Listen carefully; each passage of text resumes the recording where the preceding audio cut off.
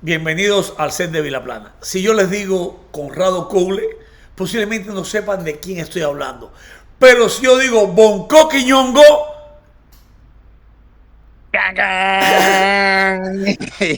todo el mundo, Bongo Quiñongo todo el mundo sabe in que the se house. trata de uno de los grandes humoristas cubanos con éxitos internacionales, un hombre que nos ha hecho reír por mucho tiempo a todos nosotros y también nos ha hecho llorar con personajes importantes como de la película Plantados. Hoy vamos a conocer a Bonco, al Coqui, de cerca. Vamos a conocerlo y vamos a conversar con él. Buenas tardes, Bonco. Buenas tardes, hermano mío. Buenas tardes, ¿verdad, mi hermanazo? Yo siempre digo, Lilo fue el que me presentó a Stanislavski. Gracias a tu buena dirección y a todo el colectivo de verdad de ese casting buenísimo que hiciste de artistas de actores de primer nivel que estuvieron ahí en función de ayudar a este negrito a que quedara bien. Ahí no, de verdad que esa película, esa experiencia vale la pena, de verdad, vivirla, yo la recuerdo con muchísimo cariño. Y a ti también, gracias, mi hermano, gracias. Ahí donde siempre agradecido. Te has echado un negro por venir para siempre conmigo ahí.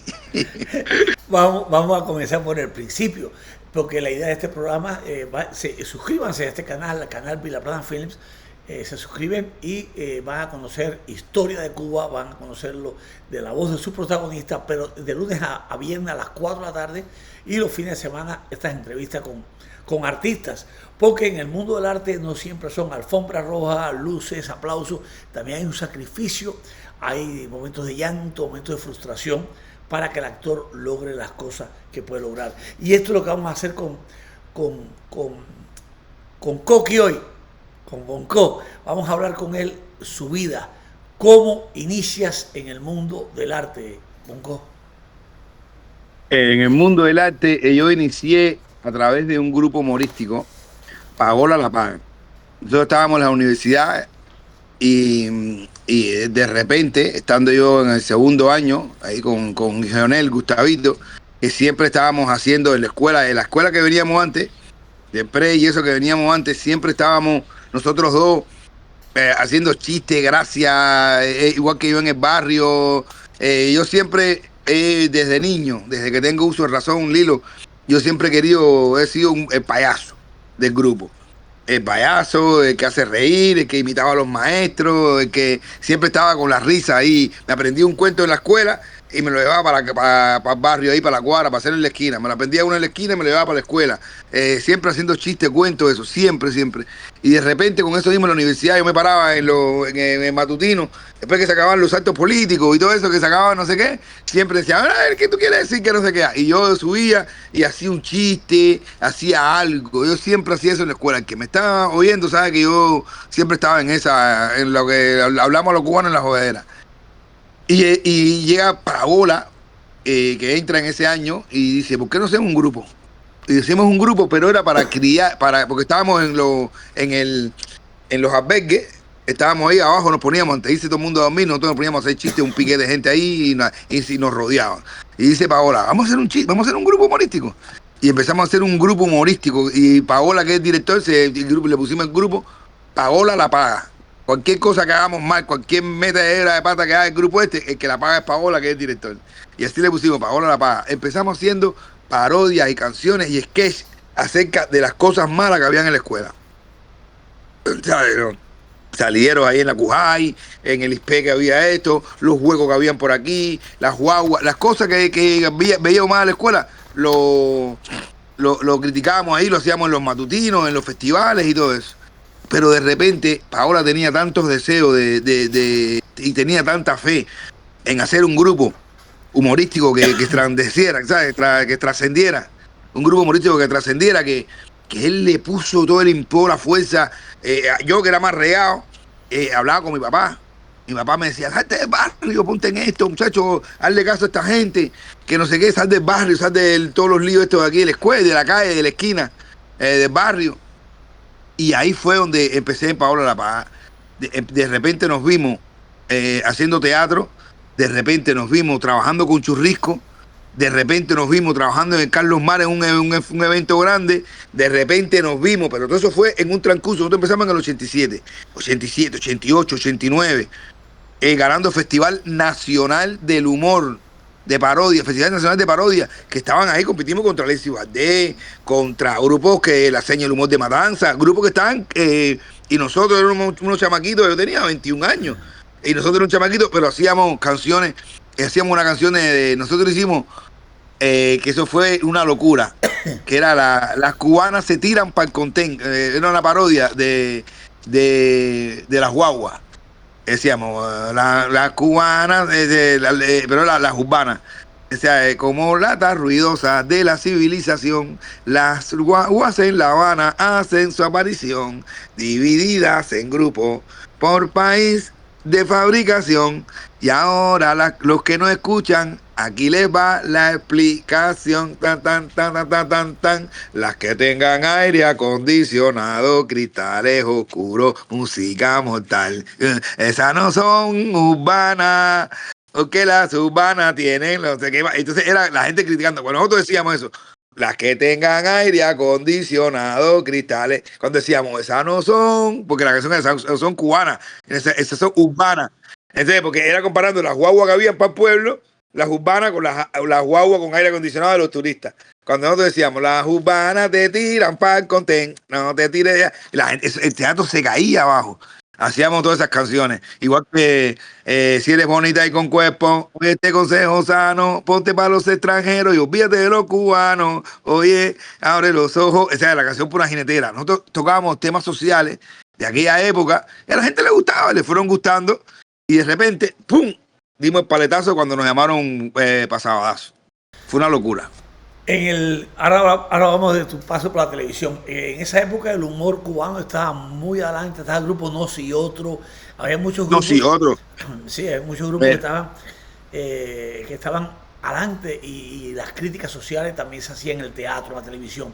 El teatro. Yo creo que se hizo mucho control. La policía política empezó a controlar estos eventos y estas cosas porque ya se le iba saliendo de las manos la crítica al sistema que comparado con lo que está pasando ahora, nada que ver. Ahora el desastre es nacional.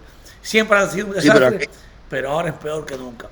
Bueno, no, ahora es peor, pero nosotros nos cogió el periodo especial y todo eso, pero nosotros, los festivales, nosotros íbamos en 26, había un cine, carajo, no me acuerdo qué era, que eso era, ahí hacían todos los festivales y todas las cosas de humor, en 26, creo que era, bueno, y una vez nosotros hicimos una conga, que decíamos que el humor está en 26, era un año que era eso del 26 de julio, el 26 de julio, y nosotros decíamos, el humor está en 26, el 26, y pensaba que estábamos diciendo que estábamos celebrando el 26, estábamos en 26, entre Colin y no sé qué más, que no sé qué.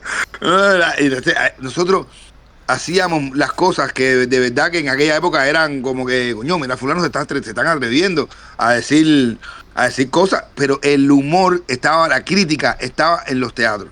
Y de repente nosotros cuando nos llamaron ahí, pero en esa época estaba nosotros, la seña del humor, estaba el grupo que estaba Doyme Adiós, todo, todavía muy bueno. Se hicieron películas como Alicia en el Pueblo Maravillas. Alicia en el País de las Maravillas. En el Pueblo Maravillas se llamaba. Pasaron muchas cosas en el teatro igual. Creo que los artistas en Cuba han sido contestatarios. Muchos otros han plegado al régimen, han sido unos descarados y unos oportunistas. Pero muchos artistas cubanos sí han sido contestatarios. ¿Cómo le da para la televisión, Bonco? ¿Entras por Sabadazo o has hecho algo antes? No. Nosotros en la etapa esta de que estábamos saliendo como comediantes, un día nosotros estábamos un día en Pinar del Río, el grupo estábamos y nos encontramos en un hotel a Tony Cortés. Nosotros nos enteramos, mira, Tony Cortés está aquí en un hotel. Entramos al hotel, nos los colamos, estamos en Pinar del Río haciendo unas cosas, un festival de la FEU, actuando en la universidad y eso. Y entonces estaba Tony en el hotel y en la piscina hicimos un sketch, creo que era que hacíamos algo de las puertas, ¿no? Una cosa que hacíamos nosotros. Y a Tony le gustó y nos llevó a un programa que él animaba en esa época, que era como, estaba para bailar, y después en el año, después hicieron como una que era que se llamaba Para que tú lo bailes, creo, que se hizo en la televisión cubana, y ahí salimos. Hicimos el sketch, ese ya normal, que se fue como en el 90 por ahí. Pero en el 90 o 91. Pero en el 93 ya nosotros estábamos haciendo una gira con Churrisco, que se llamaba Churrisco la hace y Paola la paga. Ya estábamos haciendo un show de comedia. Y habíamos trabajado en el Teatro de Pinar del Río, habíamos trabajado en Guantánamo, habíamos hecho ya una cosita que... Y Churrisco lo llaman para hacer Sabadazo. Y Churrisco tiene la idea de plantear, de decir, ¿por qué en vez de buscar, porque los comediantes que querían poner eran Anastasio Pinduele, ¿sabes? Los que habían siempre, los mismos comediantes que la televisión cubana, los actores de comedia eran los mismos. Y eran actores que eran actores dramáticos, ¿sabes? Eran muy buenos, ¿sabes? Reinaldo Miravalle, que lo mismo te hacía una serie, ¿sabes? Una película seria o una novela seria con un personajazo, porque es un tremendo actor que también tenía personajes, era cómico, y así. Entonces dice, ¿por qué no buscamos chamacos, gente nueva, gente joven? Y primera vez que se buscó comedia, hacer comedia, y dice, vamos, ¿por qué no rompemos el esquema y hacemos comedia con gente jóvenes, sacada de la calle? No de la escuela de teatro, ni de nada. Los chamacos, y Churrisco dijo, yo trabajo con un grupo que no están viciados en el teatro, ni en la actuación, ni nada. Ellos no son ni actores de teatro, ni nada. Ellos se suben a un escenario y trabajan bien el guión, lo que tú les digas, pero tienen tremendas ganas de hacer. Y ahí nos llamaron para Sabadazo. Churrisco nos llamó. Al grupo Paola La Paz, que estaba Gustavito y estaba yo. ¿Entiendes? Entonces Gustavito hizo un personaje, yo también hice un personaje que yo hacía de un negro guapo, que hacía siempre en el show, en el equipo, en el grupo Paola. Yo hacía un negro guapo y Gustavito incorporó ese personaje allí a Sabadazo. Y ahí fue donde empezamos poquito a poco, a ir entendiendo el lenguaje de lo que podíamos decir y lo que salía al aire. Porque nosotros en las grabaciones, el hilo, nosotros teníamos las grabaciones, eso se grababa y después se editaba y salía al aire. Lo que nosotros grabábamos era el ensayo general. Nosotros bajábamos, nos maquillábamos, ya bajábamos, estaba todo el público allí y ya nosotros nos dábamos una escaleta. Oye, entra entra el otro, el tema es, se fundió el bombillo, no sé qué. Y ya nosotros íbamos y eso lo grabábamos. Pero lo que nosotros soltábamos ahí, de taco para cosas que no se podían decir en la ESO, más cosas de doble sentido, de que nosotros nos reíamos mucho de la pata que metíamos, esa risa que nosotros hacíamos, y a veces editaban, porque después cuando nosotros empezamos a coger popularidad, nosotros teníamos un tipo que nos pusieron un asesor que era del Minin, un tipo, nosotros hablando ahí y teníamos en el medio ahí un tipo que mirando así, y después ese tipo se iba para en edición, decía esto no, y esto no. Y cortaban. A veces tú estabas en el programa y a veces Gustavito tenía una época que Gustavito un día le dijimos, ¿tú estás viendo cómo está saliendo el programa? No estás hablando. Porque teníamos un público ahí y él empezaba a tirar, pero cosas durísimas. Y entonces nada más que salíamos nosotros, cuando hablaba Gustavito y cuando salía al aire, el programa era Gustavito sin hablar, porque era todo cortado lo que decía. Pero sí, a la gente les gustó. No, tuvimos mucha censura. Mucha censura. ¿Qué diferencia, en esa época ¿qué diferencia encuentras en actuar, hacer humor en televisión o hacerlo en teatro? Es que, mira, el teatro es como la mujer esta querida, la de la vida, la de toda tu vida, la buena, la perfecta, la correcta, y que también, no, o sea, para un comediante, el teatro es lo máximo, aunque es el éxito que tú tengas en una obra de teatro. O sea, tú haces una obra de teatro y entregas lo mejor de ti, pero lo ven 400 personas. ¿Me entiendes? Y ahí tú estás dando lo mejor de ti en cambios de voz, en matices, en la forma de la cara, en encajar el chiste, en ser inteligente, porque y más que el público de teatro es una persona de que no tiene ningún tipo de distracción. Tú estás arriba en un lugar más elevado, todo está oscuro, las luces van para arriba de ti, el que está en el teatro está para ti. Ese es lo más grande que pueda tener un comediante, es el teatro, es lo más grande, pero a la vez es lo que menos te divulga tu trabajo. Tú tienes que hacer, para que te vea lo que te vea un día en un programa de televisión, tú tienes que hacer 7, 8, 10 años de teatro constantemente. Pero ¿Entiendes? ahora, Porque ahora con las redes es otra manera de hacer también. Las redes igual te divulgan. Cada vez que te paras aquí, si hicieras chiste en redes, pues también hay una manera de divulgarte, ¿no? Ya ha cambiado claro, mucho. pero es que, pero por mucho que las redes, existan las redes, no vas a tener el teatro, no hay una cámara que te coja bien en el teatro como tú lo haces, como te ve la gente en el teatro. El teatro es increíble, las redes están ayudando muchísimo, ¿verdad? Están ayudando mucho a la que más que la televisión. Ahora mismo ya no hay que esperar ni que te descubra la televisión, ya tú mismo te puedes lanzar y con las redes sociales te pueden descubrir más, ¿sabes? Que la gente te puede saber más del trabajo de uno. Las redes sociales es algo muy bueno, de verdad, es muy bueno para el artista. Pero Pero el contacto directo con el público, tú vas viendo cómo reaccionan y eso es importantísimo para, sobre todo el no hay comediante. nada. Hay mucha gente que son comediantes exitosos en redes sociales, pero después te lo subes en un escenario y no tienen ni la mitad del éxito, ¿me entiendes? No, acuérdate que en el escenario tú no puedes editar, no puedes no puedes quedar lo mejor de ti. En el teatro tú tienes que tener un chiste y ponerle introducción, desarrollo y desenlace. Entregarlo como va. Tú mismo rematarte, tú sabes, tú mismo acomodarte, tú mismo bolearte, acomodarte y rematarte. Tú sabes, tú estás parado de arriba y es lo máximo. Lo mejor de lo mejor es el teatro. El stand-up comedy encima de un teatro es lo máximo. Ni un cabaret, ni nada. El cabaret es bueno porque el cabaret paga mucho. Nosotros decimos, el cabaret te paga más, pero es como una loca, es como un gobo. Comparando con eso, el teatro es la esposa, el, el cabaret es la gobocera que gana más y la televisión puede ser como una querida, ¿me entiendes? Pero la fiel, la dura, la de los años, la linda, la que de verdad sí, es el teatro. El teatro es el amor de verdad, el amor del teatro. Para ti como humorista, ¿qué tan importante es la observación de la vida cotidiana para crear tus rutinas? No, es que es eso. Yo creo que el comediante debe ser un cronista de la sociedad. Tú sabes, el comediante debe estar identificado con el ambiente que lo rodea. De una manera, no, tú puedes ser. Hay muchos comediantes, estando pero, que no son cómicos, ¿entiendes? Que son extrovertidos. Que son las personas que tú los ves así y tú dices, bueno, qué aburrido fulano de edad, yo pensé con él me iba a estar riendo. Pero son eternamente observadoras. Están mirando, están sacando, y después transforman la realidad, tú sabes. Te transforman lo que está mirando, y ahí te lo transforma y te lo escribe y te lo tira para atrás.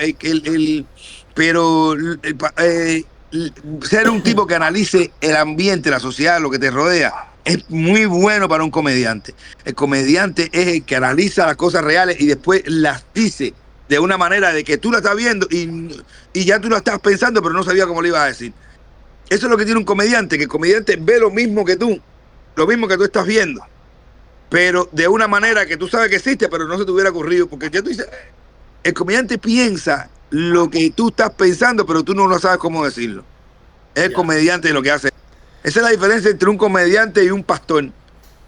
El pastor te da un sermón, el comediante lo que te entretiene, pero un sermón de cosas que tú estás viendo, que tú afirmas, pero el comediante, esa misma palabra que te puede dar un pastor, te la da con un poco más distorsionada de la realidad, con una cosa más agradable, para que te sea menos impositivo. Es lo que ve el comediante. Qué humoristas famosos te han marcado en tu carrera? ¿Qué influencias tienes? Mira, yo siempre te voy a decir la verdad. Por el poco acceso que yo tuve estando en Cuba a lo que era el arte de la post-revolución, de lo que pasó después de la revolución. Yo soy del tipo de cubano que se crió en Cuba, metido en esa burbuja de que, tú sabes, mis padres son humildes, no teníamos familia afuera, no teníamos una manera de tener un contacto que no fuera con lo que te decía la televisión, lo que tú veías, la doctrina esa que tú tenías. Yo no era una gente que tenía una familia que te decía, oye, mira, esto es chicle, oye, mira, pero el primero así que me empezó como que a entrar en la cabeza como comediante, así, fue cuando me empezaron a entrar cosas de Álvarez Guedes que a mí me encantaba la manera que contaba. los chistes. Y a mí, a ver, yo veía que hacía chistes, pero a mí me gustaba cuando él hacía los pequeños monólogos que él hacía. Cuando él empezaba a hablar de un tema, ejemplo, me decía, no era un chiste, era que decía, oye, los cubanos cuando van a esquiar y las exclamaciones, que estaba esto, esa manera de contar las cosas a mí me empezó a influenciar mucho. Pero en la realidad, físicamente así que yo fui a ver así, primero que a mí me gustó cuando empezó a hacer comedia, así que yo lo vi, que yo decía, eso es lo que quiero hacer yo, fue Alexis Valdés. ¿Entiendes? Era de mi barrio, éramos nosotros más chamacos, y yo lo empecé a ver a él, que él ya, tú sabes, él se subía a un escenario, hacía películas, hacía cositas, y era un comediante. Yo lo vi, empecé a ver como comediante, y yo fui y dije, coño, yo voy por aquí. Cuando yo me fui a España, yo dije, Alexis está triunfando en España. Yo quiero hacer esto por aquí. Lo vi cuando llegué a España, lo vi en los grandes, en la grande. Yo decía, yo quiero llegar. Él era una inspiración mía. Pero se llama Aparejede, yo soy cuentero. Los cuentos cuando a mí me llegaban de eso eran los cuentos Aparejede, los cuentos al extremo que ahora hoy por hoy los cuentos de Aparejede a mí me da como cosa hacerlo. ¿Me entiendes? Porque ya yo no, ya yo tengo ella, no, eso no se puede tocar. No hay quien haga un cuento como Aparejede. Hacer un cuento, para mí hacer un cuento Aparejede es como, no. Porque ya yo estoy tratando de tener mi manera de hacer mis cuentos. Entonces, si yo puedo hacer uno como Aparejede, es como si me estuviera yendo otra vez quitándome una pila de cosas porque no llego. Es una cosa que es increíble, es inimitable. Lo de Aparejede es inimitable. Es una persona que es para seguir el ejemplo, pero jamás para imitarlo. Porque es inimitable. Yo no lo veo como que nadie que pueda ser como él. Eso es influencia. Yo veo a él como un dios. Pero logras la fama total en Cuba con Sabadazo, ¿no es así? Sí, la fama total en Cuba con Sabadazo, sí. Demasiada. Una fama que se puede decir que nosotros llenábamos estadios, Lilo. Llenábamos estadios. Llenamos todos los estadios de Cuba, el Pinar del Río, en el estadio de Pinar del Río, el estadio de Matanza, el estadio de Santa Clara, el estadio de Camagüey, todos los estadios llenos, repletos. La gente locura, pues se metían por debajo de la cerca para que nosotros lo firmáramos. Era una locura, era como lo que tú veías en las películas. La gente se desmayaba, nosotros que estábamos en el show íbamos contando los desmayados. Porque acuérdate el hambre, la gente estaba de temprano. Para entrar allí, las colas, la periodo especial, era una locura. Que yo, por eso fue que dije, me voy de aquí. Increíblemente, la gente no, cuando yo le explico, tengo que pausarlo. Yo dije, ahora, yo no estudié en la escuela de arte. Yo no tengo una formación de artista. A mí nunca me van a coger aquí en Cuba, me van a llamar con la fama que nosotros cogimos, que nosotros teníamos artistas de verdad consagrados, que nosotros les ganamos más que ellos, teníamos más fama que ellos, que no sé, después a mí no me iban a llamar para hacer ningún programa de televisión, como conductor de un programa de televisión, no me iban a llamar para ninguna cosa, y más que yo presumía de algo, que lo hacía en forma de chiste, pero a ellos le daba roña. Yo siempre decía, el único negro, el primer negro que ha trabajado en la televisión cubana, como un protagónico, sin necesidad de coger cepo, látigo, quitrín y hacer de delincuente, soy yo. Yo lo decía. En la televisión, y en mi época, año 93, 94, yo después vi que en el 2000 pico, empezaron a hacer algunas novelas o cosas estas que salían negritos, pero cuando salía nada, era cuando más era el Guije, era un títere, y era el Guije, no había uno, no había un conductor, no había un de esos, no había negros en la televisión, y no se hacía una serie que había un negrito, que una novela que era una familia de negritos que estudiaba en la universidad, que no había esto. Entonces yo decía, yo no voy a coger ni a hacer de esclavo nunca, ni voy a hacer de delincuente en día y noche, y yo siempre me mofaba de eso. El único negro que trabaja en la televisión cubana sin coger cepo, látigo y quitrín soy yo. Y hay una vez que sacaron el noticiero, cuando hubo un ciclón que entró y sacaron al negro, decir, yo no sé cómo entró el ciclón. Yo jodía con eso, yo jodía que los negros, yo siempre jodía con ese estereotipo, pero yo lo decía. Cuando se acabó la cosa, alrededor de mi casa vivía Tito Junco. Y Tito Junco, que es un maestro de la actuación, él me decía eso. Él me decía, aprovecha esto, mi negro, aprovecha esto, que a esta gente no le gustan los negros protagónicos, a esta gente no le gustan los negros protagonistas. Los únicos negros protagonistas que han habido aquí han sido los músicos y porque no han podido con ellos, ¿entiendes? Porque cuando empezaron a ganar dólares, entonces empezaron a los negros de Bam Bam y los de Neje la Banda, entonces esa gente a ganar dólares, a traer dólares y andaban en carros modernos y se compraron casas grandes.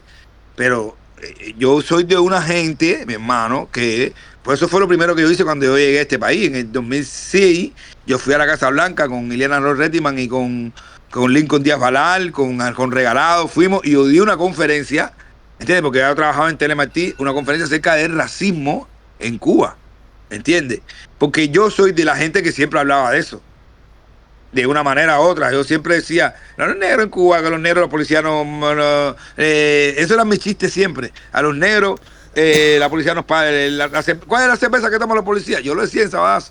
La cerveza que toman los policías, ¿cuál es? No, Cristal, no, Bucanero.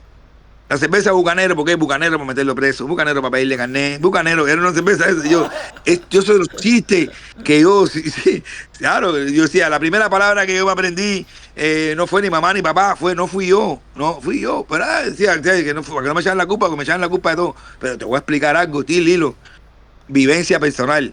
Yo andaba con un amigo mío, ojalá que esto lo vea, se llama Rafael Dovale, que él, ¿sabes? Yo le daba hasta clase, ¿sabes? Para que él pasara de grado y todo eso normal, porque él ¿sabes? Le repasaba a él y todo. Pero él era blanquito. Hacía negocio después, negociante. Yo estaba estudiando en la universidad, yo me gradué, ya estaba graduado y todo. Y él era el negociante, yo salía con él. Y él era que como, ¿sabes? Él era, no estudió nada. Negociante. ¿Entiendes? Él, bodeguero, esto, lo otro, y él era el que me pagaba a mí y siempre me decía, ¿para qué tú has estudiado tanto? Ese me decía, ¿para qué tú has estudiado tanto? Mira, tú eres el que más sabía el aula y mira, yo sé que tengo que pagar. Y una vez íbamos los dos y él traía negocios en un de esos. Yo traía mi cartera, mira, yo tenía mi maleta. Y yo venía de la universidad, yo tenía los planos, yo tenía mi maleta con los planos. Una maleta. Y el otro tenía una javita que tenía, que yo no sé si era chocolate o jamón, no sé qué estaba vendiendo él. Nos para la policía. ¿A quién fue el que registraron la maleta con los papeles de la universidad? Al negro. Y él cargado al lado mío. Y la policía ahí, enfrascado, ahí buscando. Y estos papeles, y yo le decía, estos son unos planos. ¿Unos planos de qué? Yo decía, yo estoy en la universidad, esos son los planos de frente, de la prisión que hay al frente. De eso, vaya, que estoy haciendo yo un plano para sacar a la gente de la prisión. Los policías, eso me pasó a mí. Claro. En la vida real, yo siempre decía, negro para arriba es negro. El racismo de la policía cubana es increíble, así es. ¿Cuándo llega el momento de emigrar, Bonco? ¿Cuándo emigras y vas a España, creo, no? Sí, mira, antes de ir a España, yo fui en el año 97, que fue cuando nació mi niña, yo fui a Colombia. Llega un tipo muy importante en la televisión de Colombia, tú debes saber quién es. Se llama Alfonso Lizarazo. Él trabajaba en Lizarazo, en paz descanse. Sábado Felices. Cuba. Sábado Felices. Sábado Felices. Ahí está. Ajá, Sábado Felices. Que él hacía el Festival Internacional del Humor. Él va a Cuba, yo estoy trabajando en el teatro, en el Palacio de la Salsa. Entonces yo ponía una bolchevique así. Y yo hacía en el Palacio de la Salsa, a mí me pagaban $70 en aquella época, año 97.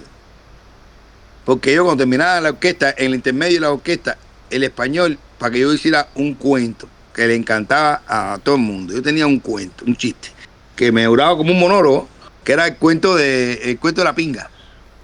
Que nada más que lo podía hacer ahí. Que era una cosa que era una... Yo empecé a decir, claro, puedo decir una sola mala palabra. Ese cuento. Pero yo lo hacía en esa época de una manera. Y entonces, a los Yuma, los cubanos que estaban ahí, todo el mundo, la gente le encantaba.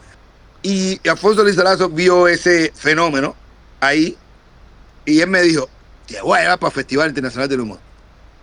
Él andaba también su locura en Cuba. Imagínate tú cómo es Cuba con las muchachitas. Yo cuando las muchachitas, los sabazos, la fama. Yo me lo llevo a ver para Yuma, me lo llevo a ver para Colombia. Y me llevó para el Festival Internacional del Humor en el año 97 o 98. Mi niña tenía un año. 98. Voy al festival la primera vez que voy. Y yo llego allí y ahí en ese festival, mi hermano, estando allí, yo empiezo a ver artistas que eran, Lilo, artistas que eran comediantes como yo. Estaba Alerta, en Mandíbula, en esa época estaba Alerta, uno que se llama en Mandíbula. Hice mucha amistad con uno, con Mickey McPhantom, que siempre iba todos los años allí, que era un comediante argentino. Dice, pero yo veía a todos esos comediantes y a los artistas de Caracol, cómo vivían y qué es lo que tenían y cómo yo vivía en Cuba, siendo también en esa época un artista que había salido y que estaba en el programa más visto de la televisión, tú sabes, cómo era.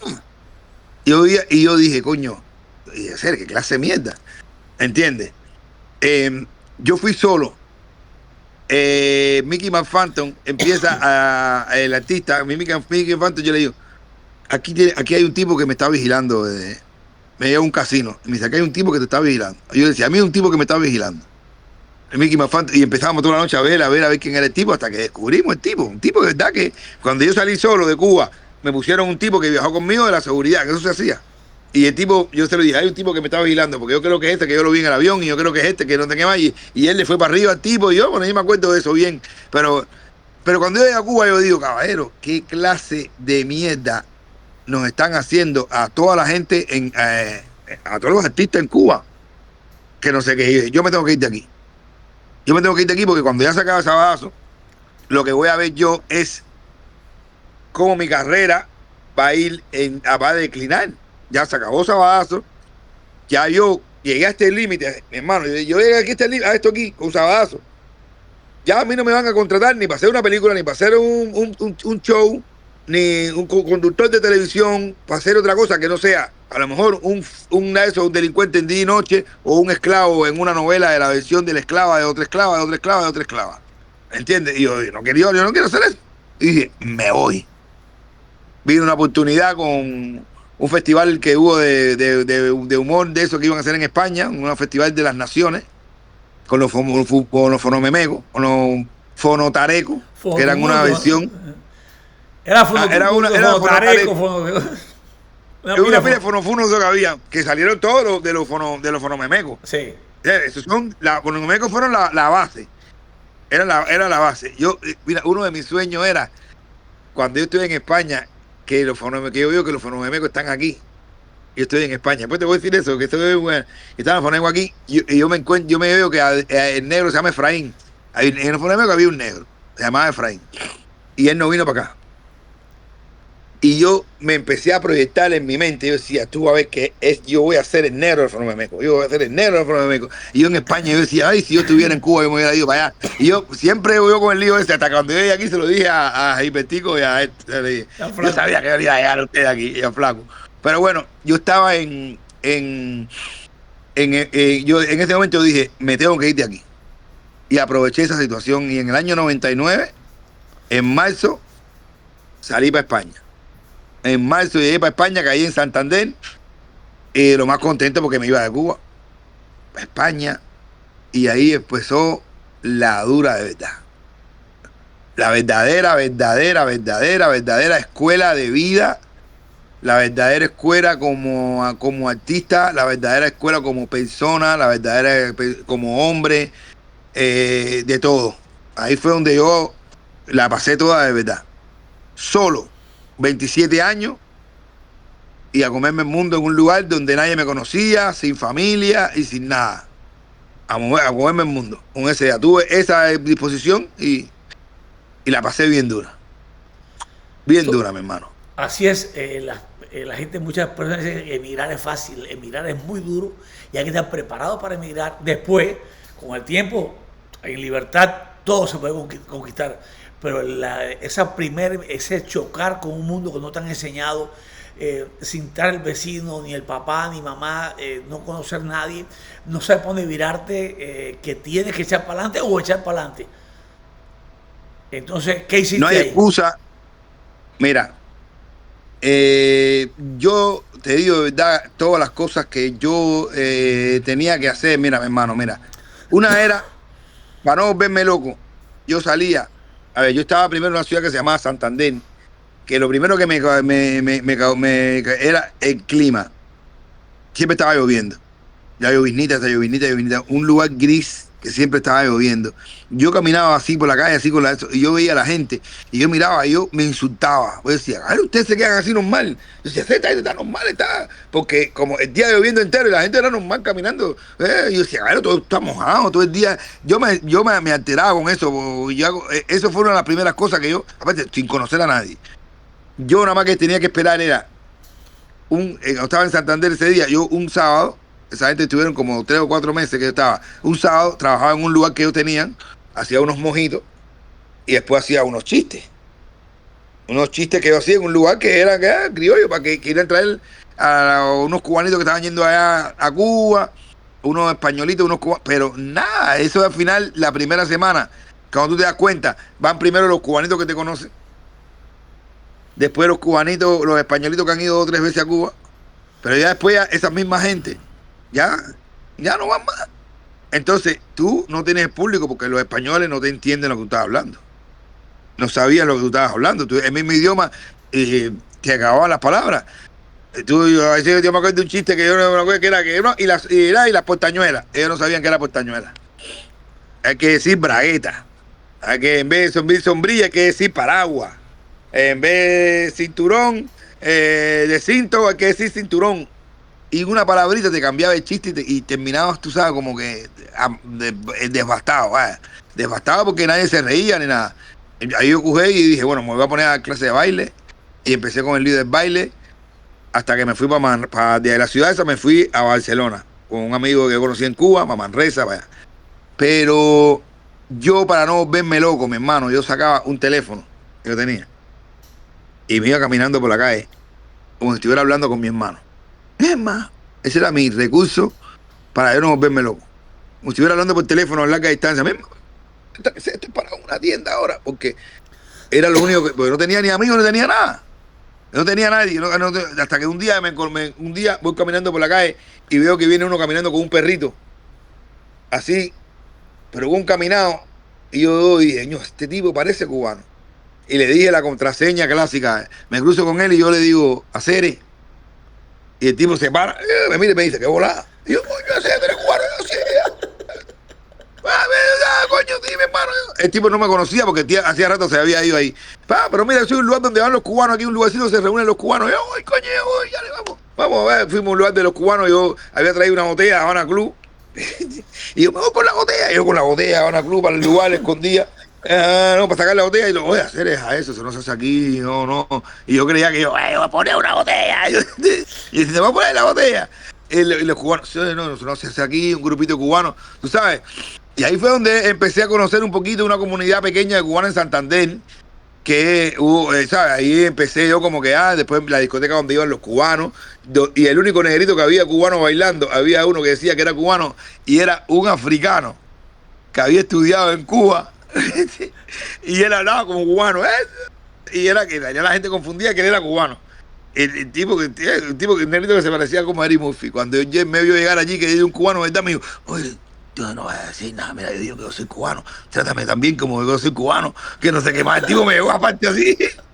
El tipo me decía que, dice, yo sí te conozco, porque cuando yo estudiaba ahí, yo veía la televisión, que yo sí te veía, tú sí eres cubano, porque yo veía la televisión en Cuba, que tú ves. Y yo le decía, yo soy cubano. Hasta que me fui de esa ciudad, pero de Santander, y me fui para Barcelona. En Barcelona yo sobreviví dando clases de baile, Lilo. El baile también fue mi salvación. Yo empecé a dar clases de baile en las discotecas. Me creé un estilito de baile, dando clases de baile, pero me aprendía los lenguajes de las palabras de los españoles, porque yo siempre quise hacer después monólogo, stand-up comedy. Yo siempre quise hacer eso allí. ¿Por qué? Porque yo tenía la referencia de que Alexis ya lo estaba haciendo. ¿Entiendes? Ojo, os vemos con eso que yo siempre he mirado. Que Alexis ha sido el tipo de mi generación que fue un paso adelante. Alexis se fue para España muchísimo tiempo anterior a que yo me fui. Yo me fui en el 90, en el 99, él se había ido en los 90. Cuando yo estaba allá en el 93, él ya vivía en España. Ese fue a principios de los 90. Y en esa época, cuando yo llegué a España, ya él estaba logrado en el Club de la Comedia. Y ahí entonces yo, coño, yo miraba a Calesi, lo hacía, Calesi hablaba como un español, que tú sabes, y yo decía, aquí hay que decir palabras, hay que decir esto, y seguía ganándome la vida, dándome las clases de baile. Pero muy triste, mi hermano, muy triste. Ser inmigrante, ahí no te daban papeles. Aquí más o menos aquí al año y un día, la gente a lo mejor tiene ya los papeles y entonces tiene permiso de trabajo. Yo si quería trabajar tenía que trabajar duro.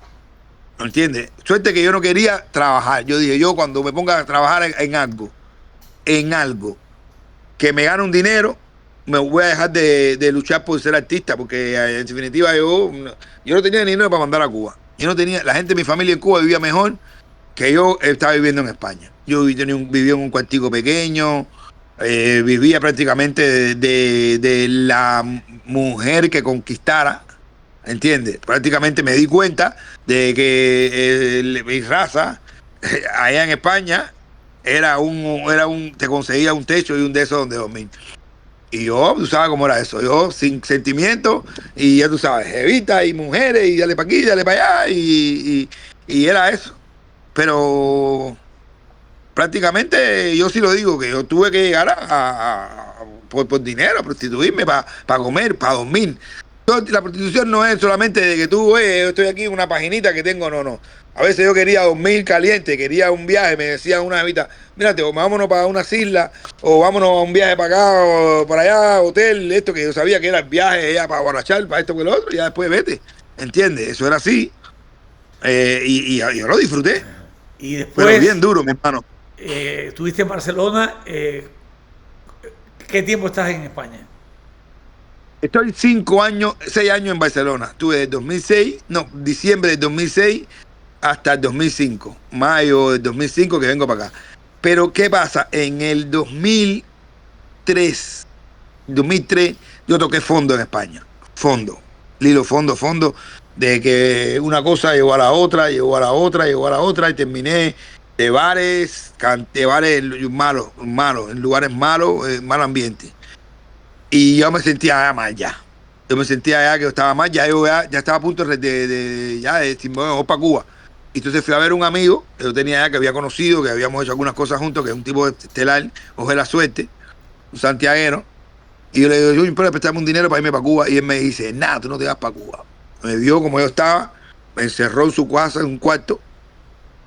Se me puso, el tipo como las películas así, que se quítate los zapatos, me puso los pies en agua, me lavó los pies que yo tenía desbaratados, ¿sabes? Me curó así, como eso, me dio un plato de comida y cerró todas las puertas y me dijo, acuéstate a dormir aquí. Me unté y me acuéstate a dormir aquí. Y dormí casi como un día entero. Y cuando me levanté, él me dice, ahora te tengo algo en un lugar que se llama Ampuria Brava. En un cabaretcito ahí, en una discotequita, para que tú bailes ahí, te van a dar un apartamentico, un cuarto, y te van a pagar un dinero, y te van a meter ahí junio, julio y agosto. 3 meses ahí. Fuera de todo el vicio de Barcelona y fuera de todo. Él le dijo a la gente que yo estaba filmando una película. Cuando te llamen, estás filmando una película, que te fuiste, que la gente también, bueno. Y me puso allá. Y esos 3 meses que yo estuve allí bailando, haciéndome dinerito, que no sé qué, me preparé, me centré. Cuando viré, él me dijo, preséntate aquí ahora. Él estaba en el casino de Barcelona. Eso fue finales de 2003. En el casino de Barcelona había un festival de comedia. Él me dijo, preséntate aquí. Y yo en esa época, que yo estaba allá en ese momento, yo me creé monólogos, me saqué cosas y todo, porque yo estaba apartado de todo. Y me presenté, mi hermano, y cogí el primer lugar. El gran premio lo cogió uno que es ahora de los grandes allá, se llama Alberto Romero. Y yo cogí el primer lugar en un festival de comedia en TV Cataluña, en el Gran Casino. Yo quedé el primer premio con un monólogo que hacía, que era la hostia, que no sé qué, que hablaba como hablaban los españoles, que yo era cubano, que no sé qué. Y ahí ya me contrata una compañía que se llama Fila 7, que era la primera compañía que estaba Alexis Valdés, que era, y después salió para el Club de la Comedia. Me contrata Fila 7 y ahí hago mi primer show en el teatro. Voy al Teatro San Boy, después ellos me producen eso. Y ahí ya me empezó a cambiar la vida positivamente. Finales de 2004 entro yo en un programa de televisión que se llamaba Paramount Comedy, una cosa de Paramount Comedy que había allá de comedia, que eran nuevos cómicos, que eran los rookies de la comedia, los comediantes ahora mismo casi todos los que estamos ahí son ahora los conductores y los que están pegados allá en España en esa época. Fíjate cómo es. Y ahí en ese año me llama Carlucho. 2000, finalizando 2004, empezando 2005, me llama Carlucho. O sea, y me dice, ahora o nunca, aquí hay una oportunidad que no sé qué, que hay aquí, que ven para acá. Y yo, bueno, ahora me está yendo bien aquí, ven para acá, ven a hacer una gira. Pues dale, me contrata y me hace, ven para acá, yo, ven para Yuma, ven para Yuma. Yo, imagínate tú, para Yuma, si ahora me está yendo bien aquí, ya yo estaba aquí, ya tú sabes. Bueno, vengo a Miami, mi hermano. 2005 en mayo de Miami. Cuando yo llego aquí, hermano mío, que yo me bajé, la sensación, yo dije, no, ¿y esto qué cosa es? El primer lugar del mundo que yo vi al cubano próspero, empoderado de verdad en mi vida. Porque en Cuba, tú sabes que teníamos que tener un extranjero para entrar en un hotel, o teníamos que depender de un extranjero para tener esto, como quiera que sea. Sentado en un bar a las 4 de la tarde, en uno de esos, que todo el mundo era cubano, pagándose con su dinero, dando tremendas propinas. 2005 te estoy hablando. Bueno, mi hermano, yo iba al banco y el dueño del banco salía y era un cubano, era una persona que es lo que pasa en Miami. Miami es como la Cuba que cuando yo soy yo dependo mucho del público cubano. O sea, a mí siempre el cubaneo, ¿sabes? El cubaneo, me gusta más la cubanía, pero yo vivo del cubaneo. El cubaneo y esto, que lo otro, que voy a hacer esto. Yo soy un artista de popular. Cuando yo vi eso, después me llevó un día a Bongo y la discoteca entera. Cuando eso yo había venido con la mujer mía que era española en esa época. Cuando ella vio eso, porque ella sabía que a mí me conocían los cubanos de Barcelona, era eso, porque los cubanos me conocían de Cuba, que no sé. Pero cuando ella vio eso, y aparte el cubano empoderado que ella iba a dar 2 besos con España y decían, aquí se da un solo beso. En Cuba la gente, ay, española, 2 besos, española. Aquí el cubano, aquí se da un beso, que esto es Cuba. Ella, ay, mira, me gusta Miami. Y yo decía, pues a mí me encanta. No, porque ya no tengo familia, ya yo tampoco tengo familia aquí. Ahí yo tengo mi gente. Aquí está, por primera vez. Y así yo dije, muchachos, yo veía, y después veía los lugares, después yo me acuerdo que vi a Duque, después vi a Willy Chirino hablando con Carlucho por teléfono. Carlucho me dice, voy a llamar a Willy, que voy a decirle que yo tengo un amigo que vino, que yo estaba hablando de ti. Y yo decía, venga, Willy. Que no sé qué más, llama a Willy y le sale la máquina. Y yo siento por dentro, está hablando, que habla con Willy, que no sé qué más. Y a poquito rato veo que el teléfono otra vez, Willy Chirino llamando a Carlucho para atrás. Así, Willy Chirino me dice, mira, llamó Willy Chirino, yo me quedo así. Y cuando yo oigo que hablo con Willy Chirino, yo dije, ¿qué? Y Willy Chirino. El sábado fui a actuar y estaba eso parqueado, estaba el Duque parqueado con su carro, esto, lo otro. Mi hermano, yo empecé a ver cosas de cubanos poderosos. Estaba actuando en el primer show y el tipo de Rey Pizza, el dueño de Rey Pizza, coge y se para, bienvenido, que no sé qué más, de Rey Pizza, y me da una propina como de $1,500, eso así.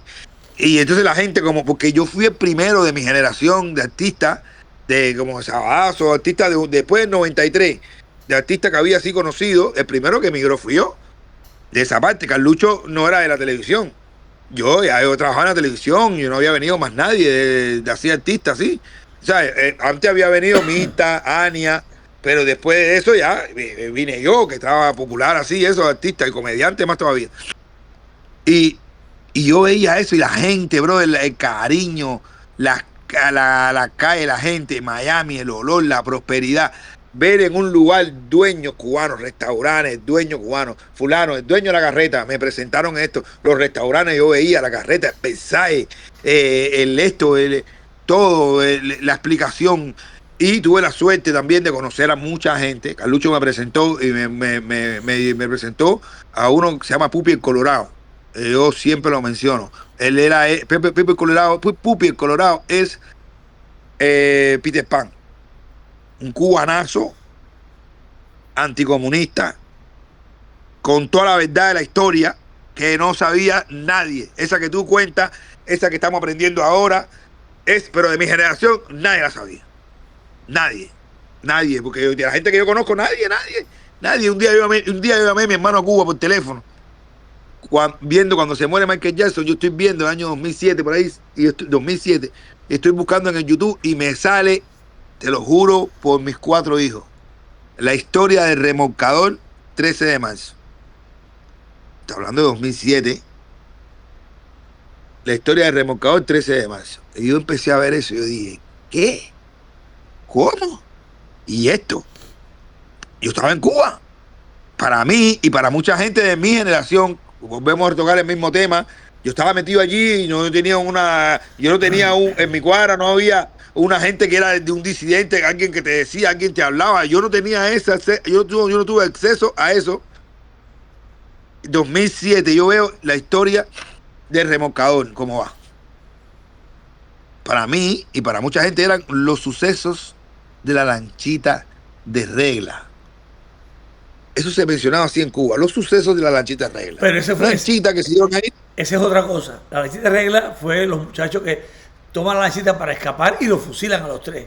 El remolcador es el que ellos hunden y asesinan a 42 personas. Bueno, esa fue la historia que yo vi, la de remolcador, pero yo no me acuerdo en Cuba una historia de remolcador. Yo lo que había visto era una lanchita que si llegaba, que no sé qué más, eran los sucesos de la lanchita de regla. Para mí todo era lo mismo. Son dos distintos.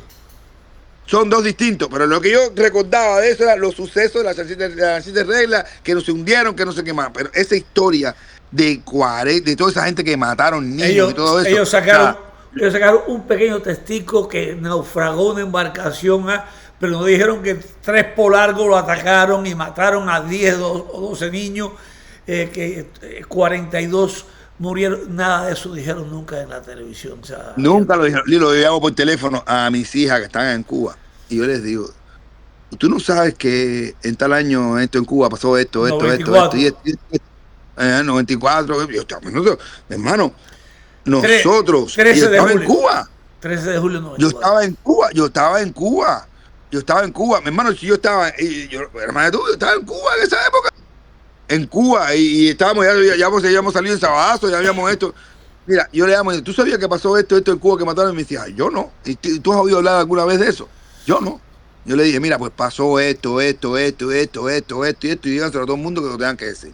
En Cuba hicieron esto, que lo otro, que no sé qué más. Para que no me pase a la gente, para que no le pase a ustedes, que yo soy un viejo en el año 2007, y yo me vine a enterar de una cosa que pasó en Cuba, en La Habana, en un lugar donde yo estaba en la esquina de mi casa prácticamente, en el año 94. ¿Entiendes? Eso hay que decirlo. Esto te lo digo porque Pupi el Colorado me llevó a la casa del preso. Me llevó una vez a una reunión que había de la gente de la Brigada 2506. Yo, así normal. Me llevó al Museo de Miami a enseñarme cosas. Me dijo, ven conmigo. Ese tipo, y yo lo que llegué a una conclusión que yo empecé a decir. Y después me sentaba todos los jueves en el Mistí con Ramón. Y él me llamaba y me decía, ¿por qué yo no pongo música cubana aquí? Y me empezó a explicar cosas de una pila de cosas. ¿Por qué aquí no se baila salsa pero no música cubana? Porque explícame de todo que ya es conocido ya. Y yo me metí en la mente y dije, caballero, a la gente en Cuba no es la palabra política, es problema. Hablar de política es problema. Pero la gente en Cuba no somos analfabetos políticos, la gente no sabemos todas las historias de Cuba que se contaban, Lilo. Por eso es que cuando yo te veía, yo te decía, coño, qué bueno con lo de memoria de la así, qué bueno, porque yo decía, nosotros sabemos historia de todo el mundo, sabemos más de Pablo Escobar, de lo que le pasó a no sé qué, porque hay literatura, hay ficción, hay de todo, de las historias, de todo lo que pasa, que eso más o menos se puede conocer. De la historia de Cuba, todas las historias que vio mi generación terminaban con que bajaron los barbudos. Tú vas pasando hambre, pasaba esto, ¿verdad? Y triunfó la revolución y se acabó el último capítulo, que triunfó la revolución y se acabó todos los problemas. Todas las series que ponían, todas las novelas que venían de mi generación que yo veía, era hasta el 59, con que todo el último capítulo, el final feliz era que bajaron los barbudos y se acabó, y triunfó la revolución y se acabó esto que lo otro no se llama. No había una historia real de lo que pasó después de la revolución. Ni lo que pasó antes. Nosotros nos metieron. Ni lo que pasó antes, ni antes ni después. Y ahora, No, y ahora la historia quiere empezar en el 59 y ni siquiera hablan de los mambises ya. O sea, mencionan 3 mambises, 4, no mencionan la gesta de independencia, no mencionan nada, ni la república. Y cuando te hablan de Machado, dice, estos dictadores, pero no te dicen que eran generales mambises, que, o sea, toda la trayectoria y cómo se fue formando una república cubana.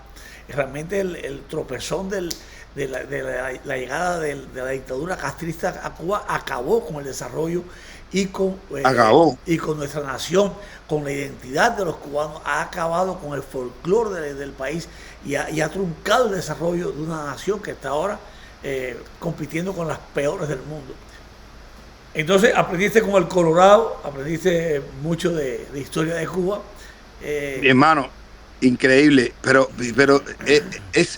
yo no sé, yo nunca me voy a saber poder explicar cómo yo me sentaba a escuchar todas esas cosas, la roña que a mí me daba por dentro, hermano. Mira, yo siempre lo repito, a mí me engañaron con la historia de Cuba hasta en los libros de texto.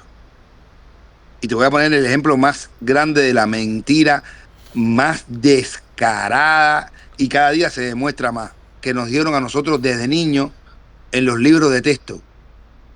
¿Cuántos niños no pasaron y no suspendieron y no tenían problemas y no lo castigaban y no le daban 6 y tenían problemas en la escuela? Porque nunca dijeron o no se les metió en esto en la mente que Girón había sido la primera gran derrota del imperialismo yanqui en América. ¿Cómo ese tipo repetía tanto eso? ¿Cómo lo decían tanto hasta en los libros de texto? Esa era una mentira.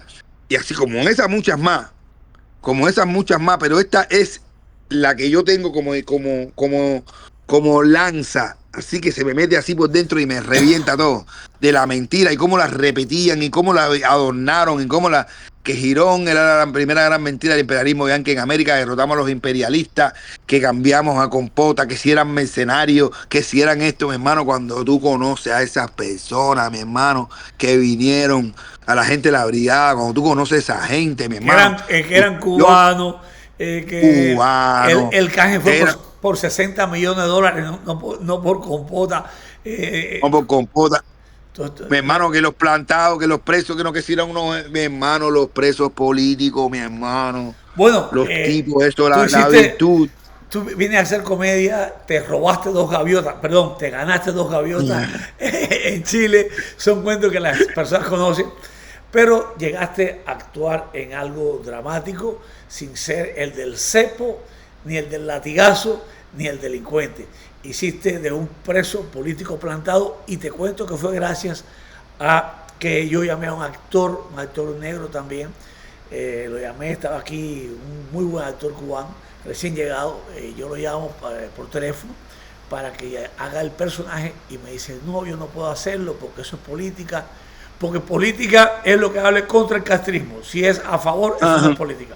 Entonces, eso no es política y yo no puedo hacer ni siquiera el casting porque tengo mi madre en Cuba. Yo le dije, ay, qué lindo verlo. Yo también tengo mi madre y mi padre en Cuba y mi hermana en Cuba, pero lo que no puedo ser es cobarde ante esto. Abrimos casting y estaban buscando un actor negro cubano para hacer Plantados. Y la madrina y la SEMA me dice, ¿y por qué no probamos a Bonco? Y fuiste al casting, Bonco. Yo fui al casting. Y fuiste al casting. ¿Qué sentiste que ibas a actuar en un registro serio por primera vez? Hermano, mira, eso es en honor a Pupi el Colorado y en honor a Ramón, en paz descanse, esas personas que se sentaron al lado mío y me llevaron y me enseñaron y me llevaron a la casa del preso la primera vez que yo vine y lo que me enseñaron. Yo empecé a trabajar en Radio y Televisión Martí en el año, después de yo conocer eso y yo saber, fui a Radio y Televisión Martí y dije, yo quiero trabajar aquí, yo quiero estar aquí. Oye, si trabajas aquí no vas a poder entrar más a Cuba. Y no me interesa, ¿me entiendes? Y trabajé ahí, me hicieron la investigación que se hace porque eso es federal. Y me entraron y empecé a trabajar en Radio y Televisión Martí, empecé a manifestarme, saqué un programa que se llama Bonco en Miami y gracias a trabajo en Televisión Martí entré a trabajar en el Centro de Democracia, en Radio República, y ahí fue donde empecé a hablar con los presos políticos de Cuba, aquí que estaban en aquella época y todo eso. Yo tenía la necesidad interna de que se contara la historia, mi hermano, de cosas que el cubano no conocía. Y yo siempre he creído mucho en el cubano. Yo he visto que hay mucha apatía, había mucha apatía, pero era porque no conocía la historia. Y yo soy de los que digo, el odio no se hereda. Lo que se hereda es el respeto a la historia.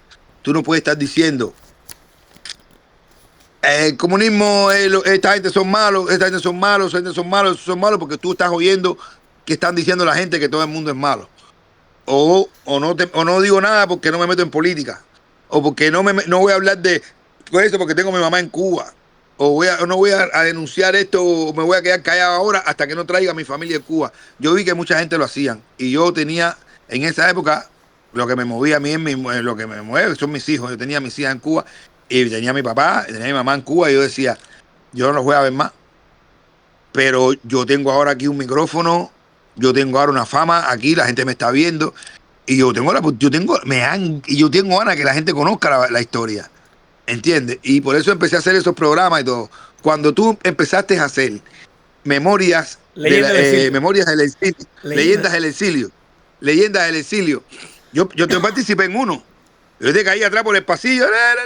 Y yo sentí por cansado, tú me dijiste, sí, ven a hacer un peso. Yo hice un camejito ahí en una leyenda del exilio. Y yo te veía atrás por los pasillos de la América, te digo, oye, qué bueno está eso, Lilo, qué bueno está eso, Lilo.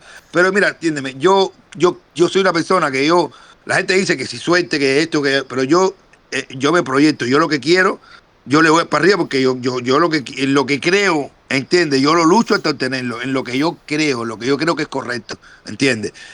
Y cuando que me llama, que si una que me llama Iracema, yo había ido primera vez cuando lo de Celia Cruz. Bueno, voy a hacer lo de Celia Cruz, que había algo que me lo decía. Bueno, me fui vestido me maquillé, de esto, no pasé el casting, no importa. Yo no tengo excusa. Yo cuando voy a algo quiero hacerlo. Yo quería hacer algo también que tuviera que contara la historia de algo que me interesara, las cosas de Cuba que llegaran a través del cine, la televisión. Cuando me llaman para el casting, yo dije, ahora o nunca. Y se me borró de mi mente todo lo que no fuera la posibilidad de trabajar en esa película, que era lo que yo estaba buscando. Meterme en una película, cine, a contar una historia, era todo lo que yo quería. Yo quería hacer cine. Yo quiero hacer una comedia ahora, pero yo quería hacer cine. Siempre he querido hacer cine, me gusta el cine.